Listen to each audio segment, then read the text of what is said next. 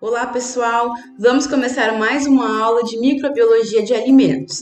A gente já teve noções sobre meios de cultura e técnicas de semeadura. Também tivemos uma aula sobre preparação de amostra para as análises microbiológicas.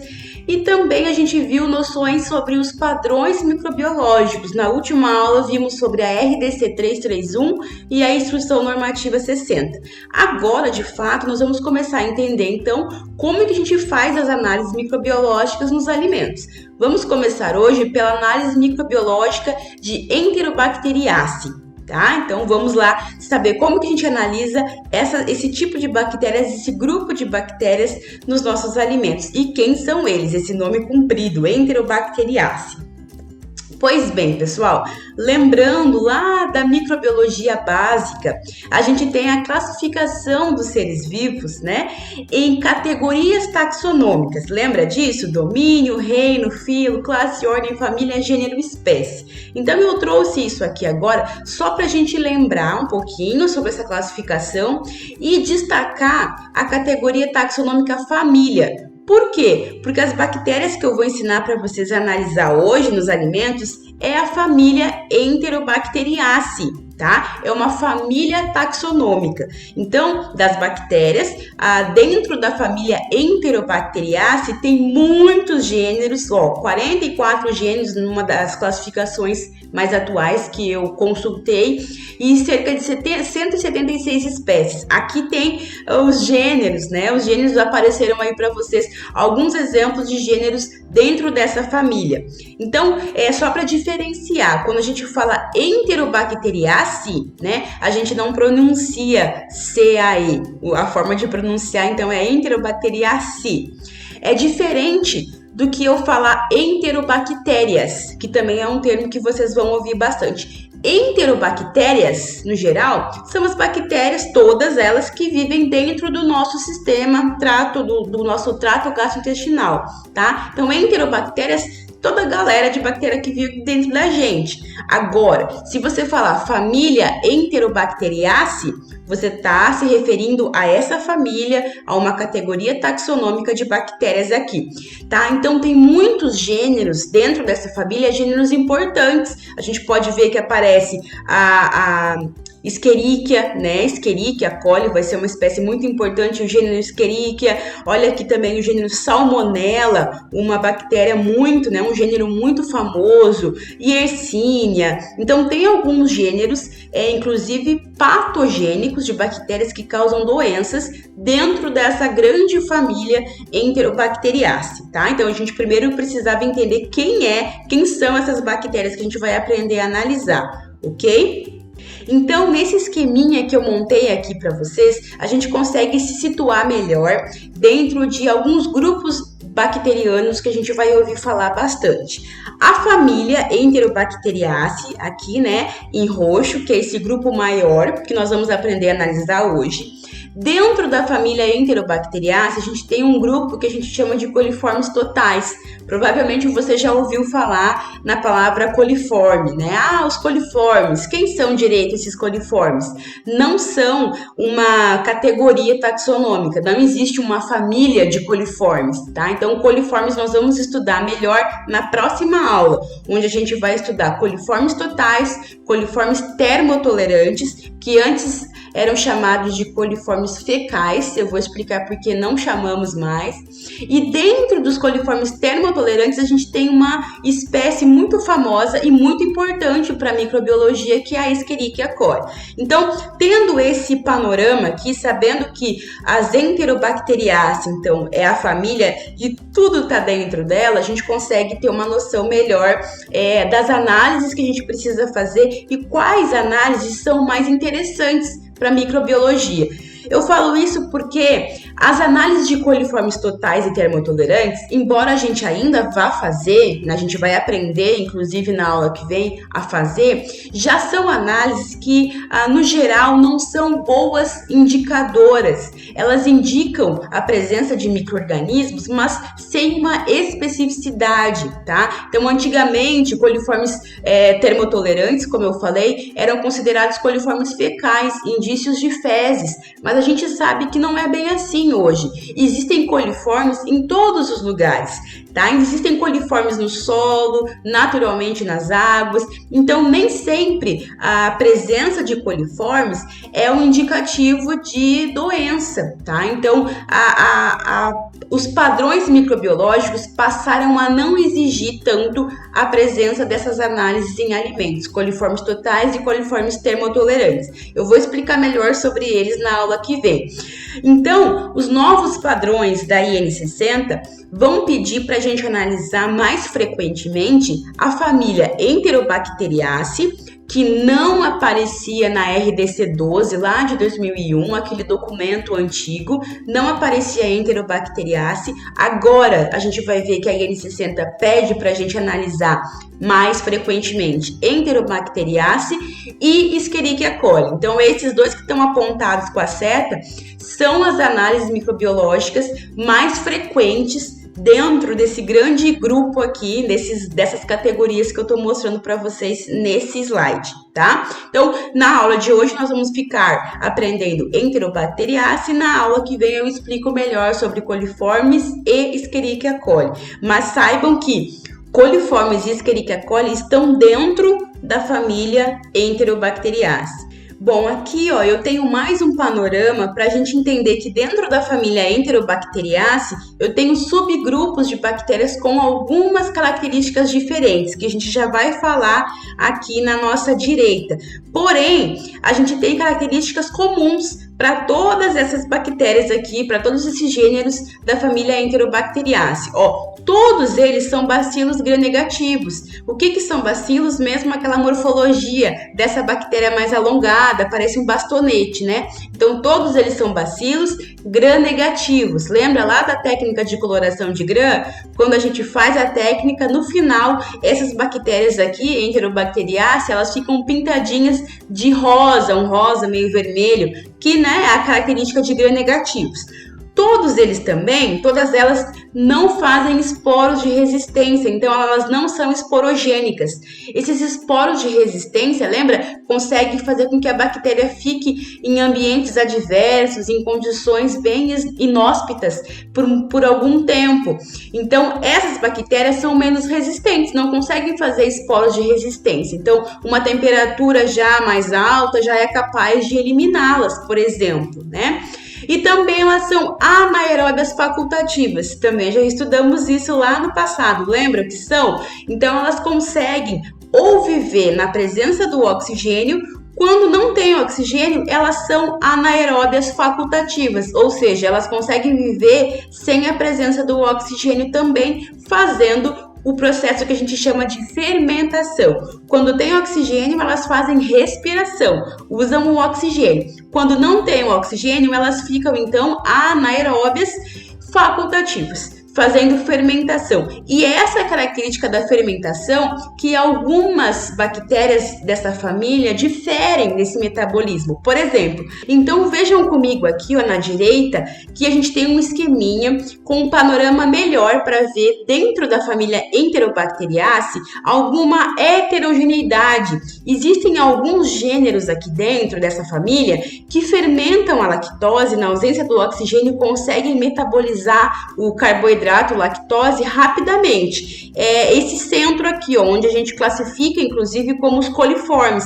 A própria técnica de coliformes que nós vamos aprender na próxima aula é uma técnica que se baseia na fermentação da lactose. Então pode ver que aqui, ó, dentro do grupo coliformes, a gente tem as bactérias que fermentam a lactose rapidamente. A maioria das bactérias. Algumas bactérias ainda podem fermentar a lactose vagarosamente, ou às vezes, olha só, a própria Escherichia, o pontilhadinho aqui, ó, vem alguns tipos de Escherichia podem não fermentar a lactose rapidamente. Ainda existem aquelas bactérias da família Enterobacteriaceae que não fermentam lactose de jeito nenhum.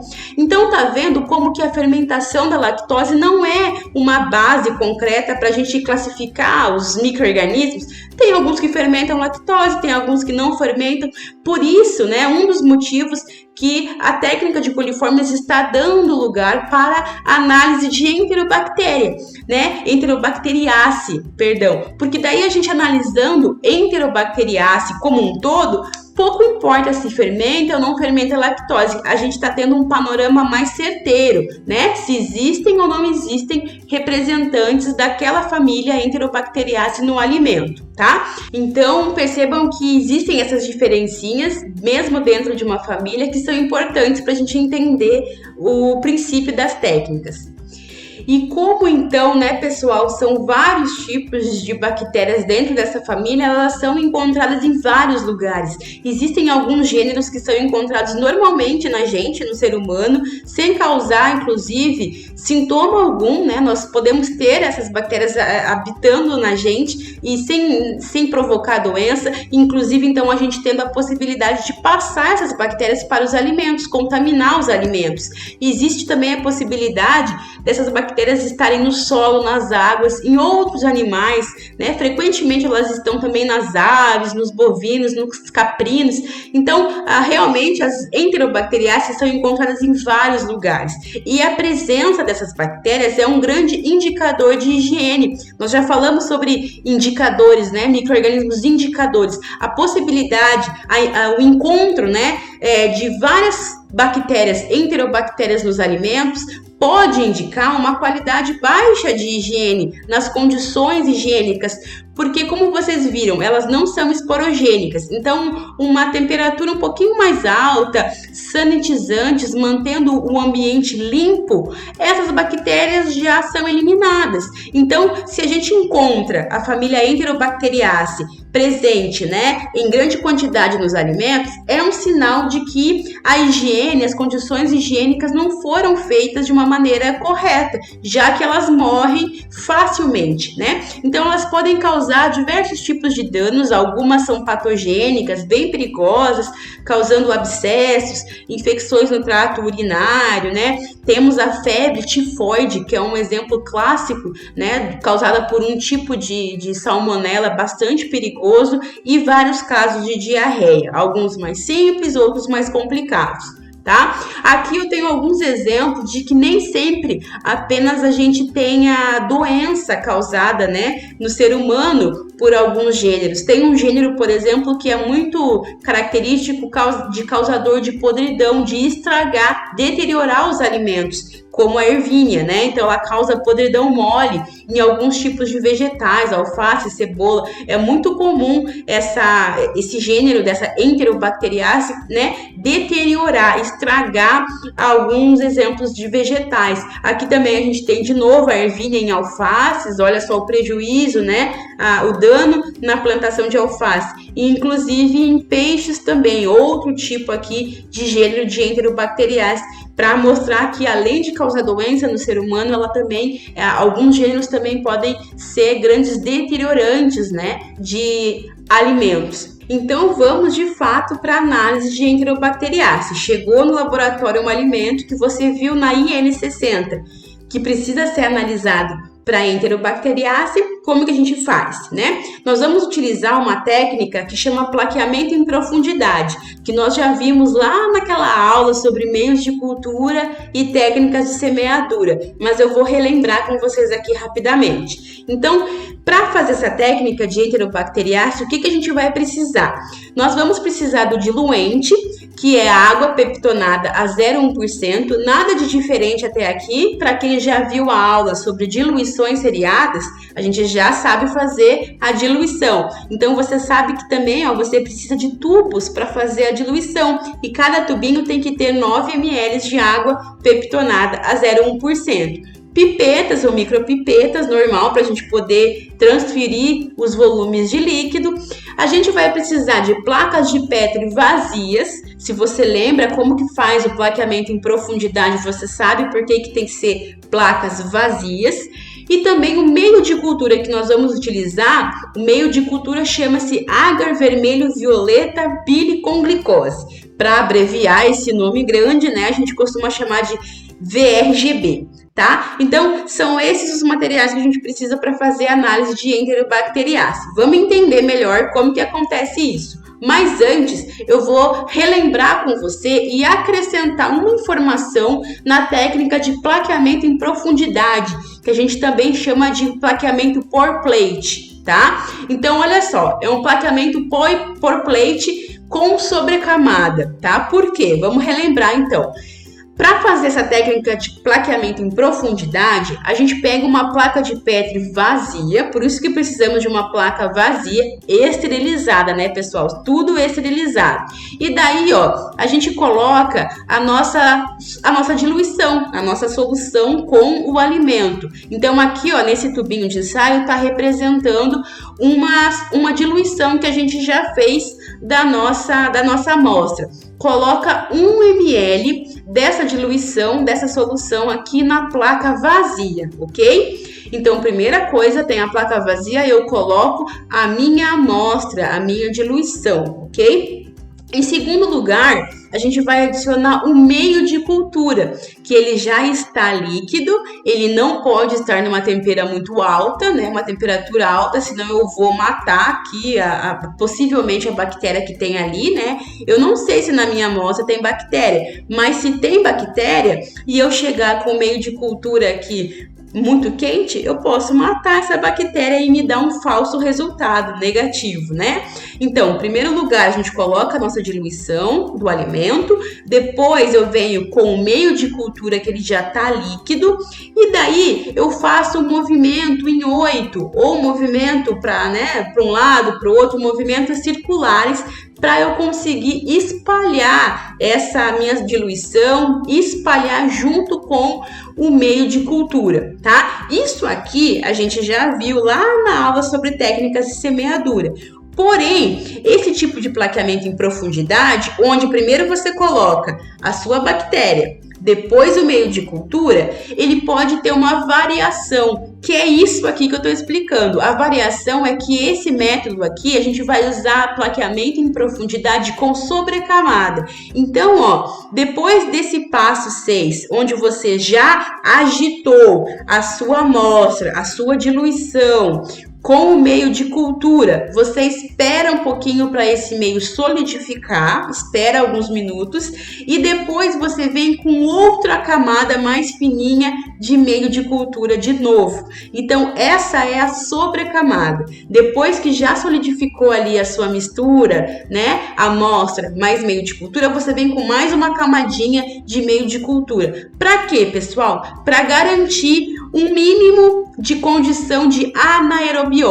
Lembra que eu falei para vocês que as Enterobacteriaceae, elas são anaeróbias facultativas? Adicionando então uma sobrecamada, eu deixo um ambiente ali mais próximo da anaerobiosidade. Eu não retiro completamente o contato com o oxigênio, mas eu dificulto um pouco o oxigênio de entrar ali naquele meio. Porque, né, para tentar explorar essa característica, né, de ser anaeróbia facultativa dessas bactérias Enterobacteriaceae. Então, beleza? Quando eu falar plaqueamento em profundidade com sobrecamada, é essa técnica aqui que a gente vai precisar fazer. Agora você já sabe, já relembrou, já aprendeu mais um pouquinho, certo?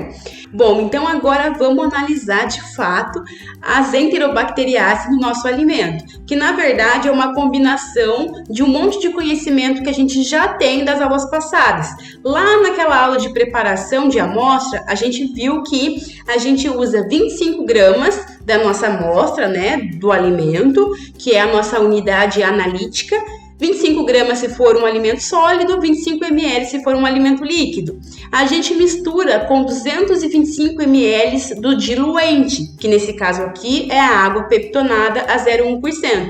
Lá naquela aula de preparação de amostra, diluições seriadas, a gente já viu sobre isso, né? Então, a gente vai misturar aqui o nosso alimento com o diluente, fazer a homogeneização, que nós também já sabemos como que é, e partir para as diluições seriadas. seriadas, aqui nesse ponto 2. Então, fazendo as diluições seriadas, se você ainda está com alguma dúvida, volta lá naquela aula de diluições seriadas, né?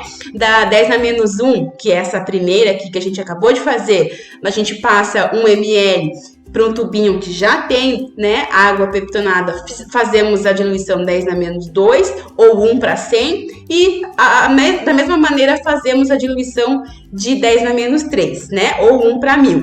Pessoal, agora, de cada diluição que eu tenho, 10 na menos 1, 10 na menos 2 e 10 na menos 3, a gente vai fazer a inoculação, colocando, então, as nossas diluições nas placas vazias, que é o nosso plaqueamento, que acabamos de revisar o plaqueamento em profundidade. Então, a gente coloca 1 ml de cada diluição nas placas vazias e depois a gente faz todo o plaqueamento colocando, né, o nosso meio de cultura, o VRBG, misturando, né, circularmente ou na forma de infinito e depois colocando a sobrecamada, como a gente acabou de fazer.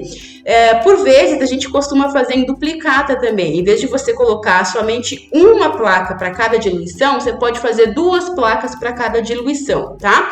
Então, depois que a gente faz esse plaqueamento, a gente vai para a 4ª etapa, que é a incubação, colocar essas placas na estufa, numa temperatura controlada, que nesse caso aqui, para essa análise, é a temperatura de 35 graus. A gente deixa essas placas por 18 a 24 horas na estufa. A gente costuma colocar as placas invertidas, tá? Então, a placa que você acabou de inocular, colocou um meio de cultura, faz de conta que meu celular é a placa. Aí a gente inverte a placa e coloca ela invertida na estufa. A gente faz isso para evitar que os vapores de água, as gotículas de água atrapalhem a nossa visualização depois para ver o resultado. E daí a gente vai, depois de 18, 24 horas na estufa, a gente vai fazer a contagem dessas unidades formadoras de colônia. A gente vai pegar as nossas plaquinhas e a gente vai ver o que cresceu ali, né? E vamos contar as enterobacteriáceas. Agora, eu vou explicar para vocês como que a gente faz essa contagem e também um cálculo final para a gente expressar o resultado final da análise em UFC por grama ou UFC por ml, tá? Então, vamos revisar o que é UFC, unidade formadora de colônia, tá? Não é nada aquele UFC lá, né, de dar soco um no outro. Então, pessoal, a gente chama de UFC cada uma dessas bolinhas, né? Cada uma dessas, esse aglomerado de bactéria. Em cada bolinha dessa, pessoal, né? A gente sabe que bactéria a gente não consegue ver sem microscópio. Então, cada bolinha dessa não representa uma bactéria. Uma bactéria ou um grupo pequeno de bactérias chegou ali e formou a sua colônia, chegou e formou a sua vila, vamos falar assim, né? Então, ali, em cada bolinha dessa, a gente fala, né, que a gente chama de unidade formadora de colônia, porque é uma unidade, um grupo de bactérias que chegou, formou a sua colônia ali, não tem como a gente mensurar, não tem como saber quantas bactérias de fato estão em cada bolinha dessa, tá? Tem milhares ali, pode ter muitas, né?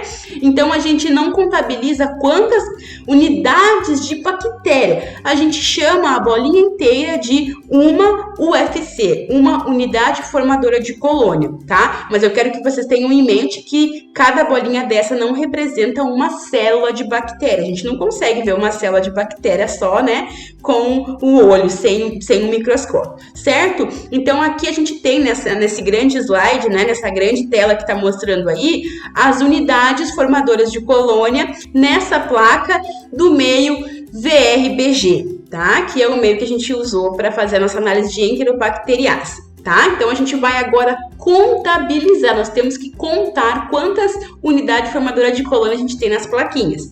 Pessoal, não é obrigatório o uso desse equipamento, mas existe um equipamento para facilitar um pouco a nossa contagem que chama contador de colônias, tá? Então, a gente tem o nosso laboratório aqui do campus de Jacarezinho, a gente tem vários contadores de colônia, onde nós colocamos as plaquinhas aqui em cima da superfície, ele tem uma lupa e daí ele ajuda, né? A gente vai com uma canetinha, quer ver? Tem um vídeo aqui que eu peguei para mostrar para vocês, olha só, a pessoa vai com uma canetinha, contando, né? Onde você já contou, marca ali a canetinha, ela vai marcando e podem ver que vai aparecendo um número aqui de colônias num visorzinho digital. Então, é uma maneira de ajudar a contabilizar as colônias. Não é obrigatório usar, tá? Mas eu queria contar para vocês que existe esse contador de colônias para ajudar a gente a contar as UFCs. Beleza, pessoal? Então, a gente tem agora outro problema para resolver, tá? Porque você sabe que você fez uma plaquinha da diluição de 10 na menos 1 ou diluição de 1 para 10. Também temos uma plaquinha ou duas, se você quiser fazer em duplicata, mas nesse caso aqui eu tenho uma plaquinha para cada diluição. Então tem outra plaquinha aqui para diluição de 10 na menos 2 ou 1 para 100 e mais uma plaquinha aqui para diluição de 10 na menos 3. Esse aqui é o meu resultado que eu fui olhar lá na estufa depois de 24 horas da minha análise de enterobacteriácea, tá? Só que aí, pessoal, você não vai usar as 3 plaquinhas lá para dar o seu resultado final. Tá escrito aqui, ó, a gente vai escolher somente as placas que tiver entre 15 e 150 UFC. Aquelas placas que tiver um resultado, né, menor que 15 UFC, eu não vou utilizar. E aquelas placas que eu tiver um número acima de 150 UFCs, também eu não vou usar. Então, nesse exemplo aqui, eu fiz um exemplo mesmo, né, pra gente aprender a escolher qual placa que a gente vai usar para fazer o nosso cálculo final depois. Então, vamos dar uma olhada aqui, ó. O que tá mais fácil de contabilizar é a placa de 10 na menos 3. Ó, contando aqui, eu tenho 1, 2, 3, 4, 5 UFCs nessa placa aqui, né, com a diluição de 10 na menos 3, ou diluição de 1 para 1000. Lembra? Quanto mais diluído, tá? Agora começa a fazer mais sentido. Por que a gente tem que fazer tantas diluições? Quanto mais diluído, né, a minha amostra está, menos bactérias eu tenho ali para ficar espalhado. Só que um número de 5 UFC não é suficiente para mim aqui, ó. Eu tenho que ter entre 15 e 150. Para eu considerar a placa, né? Então, eu não vou usar essa placa minha, desse meu resultado aqui, não vou usar a placa de 10 na menos 3. Olha comigo a placa de 1 para 10, da diluição de 10 na menos 1. Olha aqui, quando tem uma colônia sobre a outra, eu não consigo individualizar as colônias, eu falo que essa placa, nesse caso aqui, está incontável. Quando você tem tanta colônia, claro, né? Numa diluição pequena, a gente corre esse risco, diluir pouco, a gente corre esse risco de ficar muita bactéria uma em cima da outra, que eu não consigo nem contar. Nesse caso aqui, incontável, eu não vou utilizar essa placa também. Vamos então contar quantas unidades formadoras de colônia eu tenho nessa minha diluição aqui, ó, de 10 na menos 2, tá? Que é a diluição de 1 para 100. Contando aqui, ó, fazendo esse cálculo rápido aqui para vocês, eu já adianto, nós temos 20 UFCs.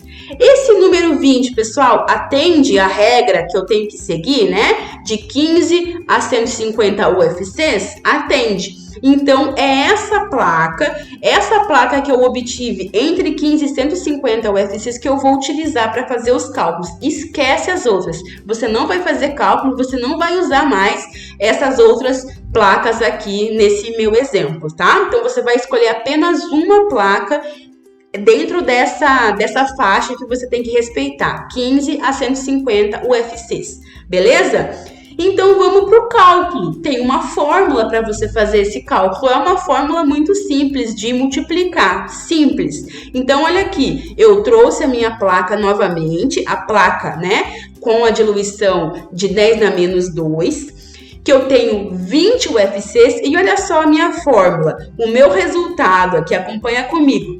O meu resultado em UFC por grama, né? O meu resultado de enterobacteriácea vai ser por grama porque eu simulei que meu alimento lá é um alimento sólido, tá? Se fosse um alimento líquido, seria UFC por ml, o resultado.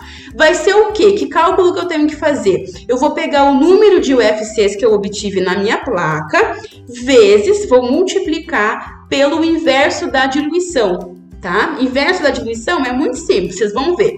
Vamos primeiro para essa parte aqui. Qual que é o número de UFC, né, de unidade formadora de colônia que eu obtive da plaquinha? 20, beleza? Então, aqui eu vou colocar o 20. Ó, então, nessa primeira parte, na primeira etapa, eu já tenho aqui que a UFC, o número de UFCs meu é 20. Agora, vamos só substituir aqui o inverso da diluição. Pessoal, lembra, lá na aula de diluições, eu expliquei para vocês que vocês podem expressar a diluição 10 na menos 2, por exemplo, dessa maneira que já está aqui na tela para vocês, 10 elevado a menos 2, ou você pode expressar 1 para 100, 2 pontos 100, também é uma maneira que você pode expressar essa mesma diluição, ou ainda 1 dividido por 100. Dessas três maneiras aqui, você está falando a mesma coisa. Você está falando que essa diluição foi de 10 na menos 2, ou 1 para 100. Agora, é mais interessante a gente pensar desse terceiro modo, 1 para 100, 1 dividido por 100. Por quê? Vai nos ajudar a entender melhor aqui, ó, na hora de colocar, de substituir na equação, tá? Dá uma olhadinha comigo aqui, ó. Eu vou pegar essa forma, 1 dividido por 100, que é a minha diluição, e vou colocar aqui na minha fórmula, né? Onde eu vou fazer o cálculo de UFC por grama. Ó, 1 dividido por 100, certo? Eu só peguei daqui e coloquei 1 dividido por 100. É assim que eu vou fazer o meu cálculo? É esse o resultado que eu vou multiplicar ali e, né, colocar como resultado final do meu cálculo? Não! Vou voltar aqui na fórmula rapidinho para você ver que é o inverso da diluição. Eu tenho que multiplicar o 20 pelo inverso da diluição. Bom, se a diluição é 1 sobre 100, o inverso de 1 sobre o 100, o contrário é o quê?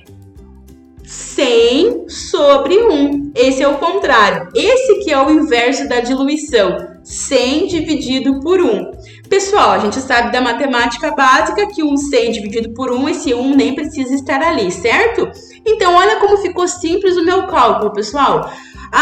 O meu resultado, né, de enterobacteriaceae vai ser 20, que é o número de colônias, número de UFCs, vezes o inverso da diluição. A diluição era 10 na menos 2, ou 1 para 100. O inverso de 1 para 100 é 100. Então, o meu resultado final de cálculo de enterobacteriaceae, nesse meu exemplo aqui da aula, é 2.000 UFC por grama, tá? Então, esse aqui é o meu resultado final, 2.000 UFC por grama, beleza? Só que tem um detalhe, a gente não expressa as análises microbiológicas em números inteiros, 2.000 UFC, tá? A gente sempre deve expressar o nosso resultado em notação científica. Se você olhar lá na IN 60, na Instrução Normativa 60, você vai ver que os números todos estão em notação científica. Lembra como é que a gente expressa um resultado em notação científica lá da matemática básica, física básica? Eu não vou expressar o número inteiro 2.000. O número 2.000, ele vai ser transformado em 2 vezes 10 na 3. Agora sim eu tenho o meu resultado da nossa análise de enterobacteriaceae certinho, com o modo, né, certo de expressar, que é a notação científica, 2 vezes 10 elevado a 3 UFC por grama. É dessa maneira aqui, do jeito que tá aqui, que a gente vai expressar o nosso resultado. Se você fizer essa conta, né, você sabe, 2 vezes 10 na 3, 2 vezes 1.000 é 2.000. É o mesmo resultado que a gente achou, né, no slide anterior. Só que a gente expressa dessa maneira em notação científica, tá? Ficou com dúvidas? Não lembra direito como que a gente transforma um número em notação científica? Calma, na próxima aula eu vou fazer um vídeo curtinho para explicar para você como que a gente transforma esses números em notação científica, porque vai ser super útil aqui na microbiologia de alimentos. Se você já lembra, tá tudo ok, a aula de enterobacteriaceae acabou para você, tá? Mas fique de olho então que eu logo vou mandar um vídeo para vocês explicando um pouquinho mais como que a gente transforma os nossos resultados em notação científica. Beleza, pessoal? Espero você na próxima aula, que a gente vai aprender a análise de coliformes e Escherichia coli, tá? Até mais!